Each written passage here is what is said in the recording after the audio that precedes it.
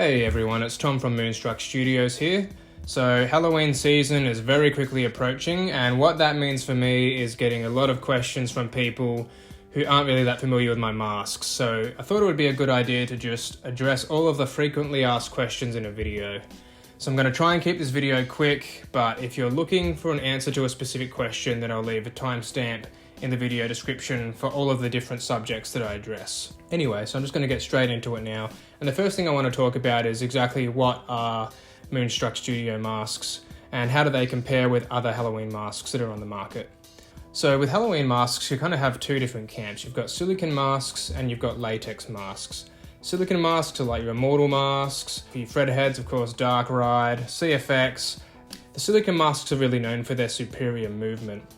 Silicone's kind of like a gooey material that suctions to your face, and the movement's really good. It's almost comparative to a prosthetic makeup used in film. Then you've got your latex masks, and latex masks, even the high-end ones, generally are like a fixed expression. So you can put the mask on, but it's almost like you're wearing a statue on your face. You know, the latex mask's face isn't going to move with your facial movements at all. So the trade-off with this is that latex masks are a lot cheaper than silicone masks.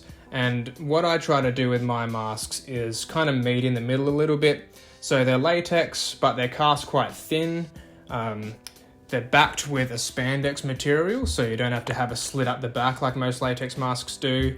But most importantly, the way they're sculpted and the kind of head form that I use to sculpt these masks allows for quite a lot of movement for a latex mask, and it allows for the lips of the mask to cup around yours in the same way that a silicone mask does. So you do get like a significant amount of facial movement with these masks, despite the fact that they're latex. Alright, so with that out of the way, I'm going to just get straight to some of the questions now. And the first one that I get is, will these masks fit? So I almost never have an issue with masks not fitting people. Every now and then it comes up, and it's always that the mask is too small for them. So if you have a larger head size, it's always good to speak to me in advance about it. There are things I can do to accommodate for a large head size. Up to like 62 centimeters is the largest head size I've managed to fit a mask to. That doesn't mean it won't fit larger.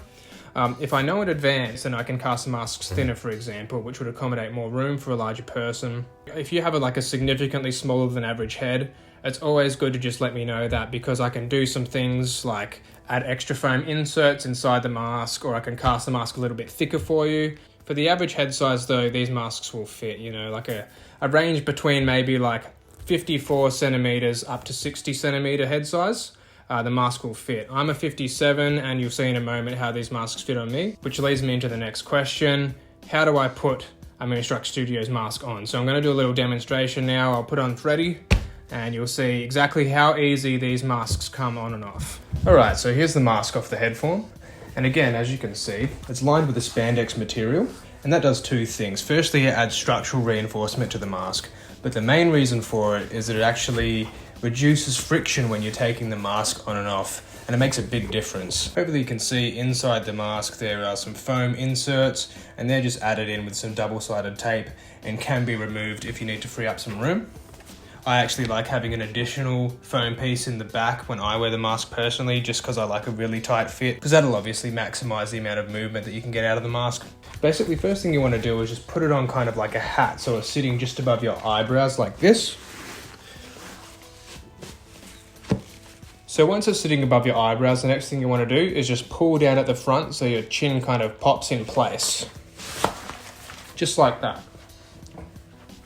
And I'll show you how to take it off in just a second, but firstly I have to answer the next question, which is, does the mouth move when you talk? And hopefully you've noticed, yes, the mouth does in fact move when you talk. Now, is the mask as expressive as a really high-end silicone mask? No, it's not. I'm not going to lie to you. It does have its limitations, but is the difference that significant? I don't know, you tell me, especially when factoring in the price point as well. So anyway, now with taking the mask off, basically you're going to do the same thing in reverse. So you just want to take your thumbs and kind of stick them up in front of your ears. Then you want to pull forward to release your chin, and then up, just like this. So, thumbs in at the front, pull forward like this, then up Just like that. That easy. And the final question is, do I offer custom paint jobs for my masks? And the answer is yes, I absolutely can customize the paint jobs for all of my masks. You can either feel free to send through reference photos for me to follow, or even just a written description's absolutely fine. Anyway guys, I'm going to wrap this video up. If you have any other questions, feel free to leave them in the comments below and I'll either make a part 2 to this video or I'll just respond directly to your comment. Anyway, thanks a lot for watching and more videos to come.